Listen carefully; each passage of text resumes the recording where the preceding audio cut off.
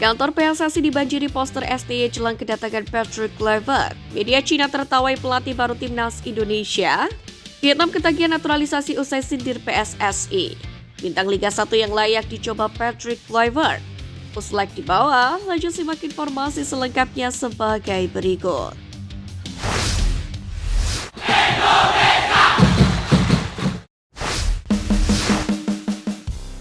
Vietnam ketagihan naturalisasi usai sindir PSSI.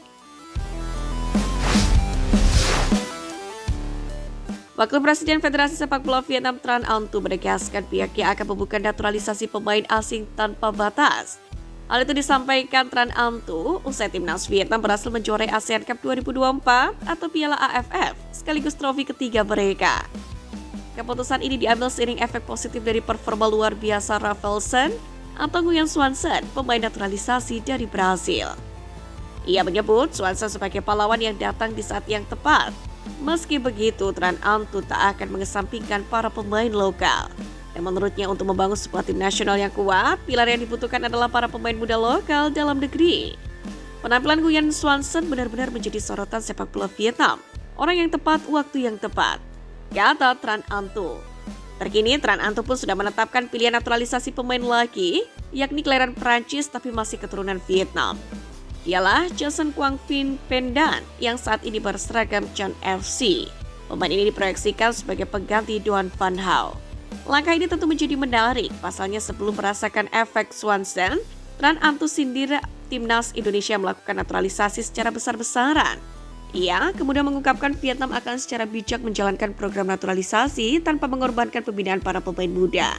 Sebelum itu, gelandang Vietnam Do Duy Man, dia juga menyindir timnya bukan menghadapi RI tapi orang-orang Belanda. Hal ini terjadi kala kualifikasi Piala Dunia 2026, di mana dari 28 pemain timnas Indonesia, 11 diantaranya merupakan pemain naturalisasi atau yang punya darah keturunan Indonesia. Sementara 4 pemain bahkan baru dinaturalisasi dan mendapatkan panggilan perdana. Namun kini bak menjilat ludah sendiri. Vietnam kini ketagihan naturalisasi pemain keturunan. Media Cina tertawai pelatih baru timnas Indonesia. Keputusan PSSI menunjuk Patrick Kluivert gantikan Sinteyong sebagai pelatih timnas Indonesia terus mendapatkan respon dari berbagai pihak dan terkini dari media Cina. Tak disangka outlet kabar asal Cina itu malah menertawai kiprah Patrick Kluivert yang dianggap tak terlalu mentereng sebelum tangani timnas Indonesia.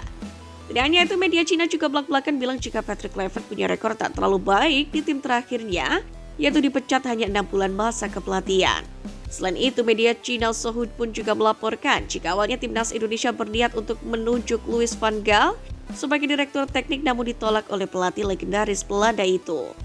Sebelum mengambil alih tim Indonesia, ia menjabat sebagai pelatih tim Adana Demirspor di Turki, namun dipecat karena kinerja buruk setelah hanya 6 bulan bekerja. Jelas media China Sohud.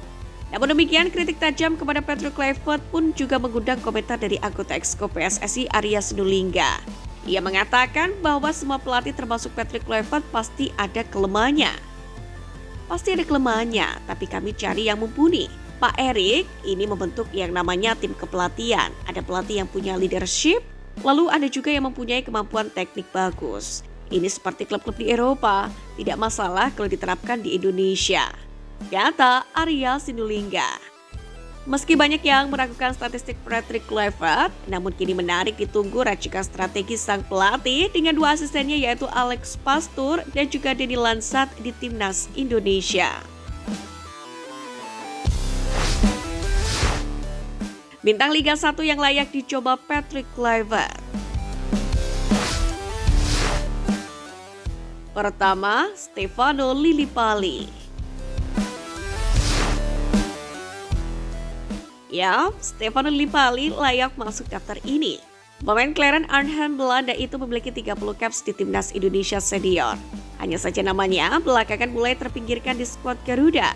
Duel uji coba kontra Turkmenistan pada 9 Agustus 2023 lalu jadi laga terakhir yang dimainkan Vano bersama Merah Putih. Performa pemain yang kena berusia 35 tahun pada 10 Januari 2025 ini sebenarnya tak perlu diragukan lagi. Panu pun bisa menjadi opsi untuk meningkatkan daya gedor lini depan timnas Indonesia yang kerap ompong. Sebagai informasi, pada peri Liga 1 musim ini dia telah menyumbangkan 2 gol plus 4 assist dari 17 penampilannya. Kedua, Mark Locke. Mark Locke sendiri jadi salah satu pemain yang terpinggirkan dalam beberapa laga internasional terakhir. Gelandang Persib Bandung itu seolah tenggelam seiring kehadiran sederet talenta diaspora macam Ivar Jenner dan Tom Haye. Padahal Mark Locke sendiri punya andil membawa timnas Indonesia lolos ke Piala Asia 2023. Namun sejak Maret 2024, ex-pemain PSM Makassar itu tidak lagi dilirik Sintayong. Padahal gelandang berusia 31 tahun ini masih memiliki kualitas.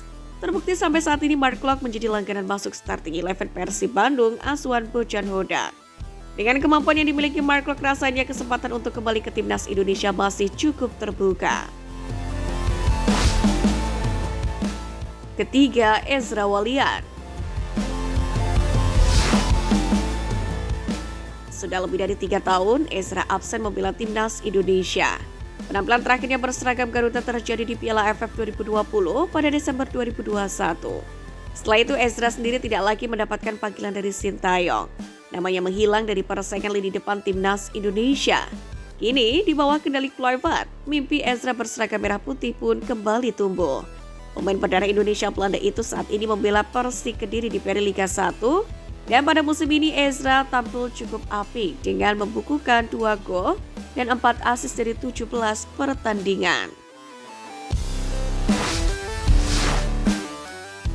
Kantor PSSI dibanjiri poster STY jelang kedatangan Patrick Kluivert. Meski pelatih anyar timnas Indonesia telah diperkenalkan ke publik, namun demikian gelombang kekecewaan atas putusan pemecatan STY masih saja bergeliat. Bahkan aksi lapangan pun mulai bermunculan. Salah satunya sekelompok orang tak dikenal menempelkan poster-poster protes di kantor sekretariat PSSI Kota Blitar, di mana puluhan poster itu ditempel di dinding, kaca, pintu ruang media, pintu gudang, dan sejumlah titik lokasi sarana milik PSSI Kota Blitar, yang mana berlokasi di Kompleks Stadion Supriyadi, Kelurahan Kepanjen Lor, Kecamatan Kepanjen Kidul, Kota Blitar. Puluhan poster itu pertama kali diketahui warga sekitar pada Kamis pagi. Poster jenis berbunyi "No Reason", tidak menerima narasi ataupun argumen yang berkelakar, Piala Dunia harga mati. Poster kedua memajang wajah orang serupa Ketum PSSI Erick Thohir dan anggota Komite Eksekutif PSSI Arya Sinulinga dengan tulisan menghujat. Ada pula logo PSSI di tengah menutup wajah orang berpakaian jas. Hingga kini belum diketahui siapa pelaku pemasangan poster-poster itu. Namun diduga poster ini ditempel pada Rabu malam atau Kamis dini hari. Dalam hal ini Ketua PSSI Kota Blitar Yudi Meira kemudian angkat bicara. Dia mengatakan sudah biasa dengan cara-cara para penggemar sepak bola dalam menyampaikan aspirasi seperti itu. Namun dia mengingatkan bahwa masalah tim nasional merupakan wewenang PSSI Pusat. Yudi menegaskan tidak ada kaitannya dengan keputusan pemberhentian Sintayong dari pelatih kepala tim nasional. Sementara itu mengenai aksi vandalisme ini, dia mengaku tidak terganggu dengan kertas-kertas yang menempel di dinding. Tidak ada kerugian dari pihaknya.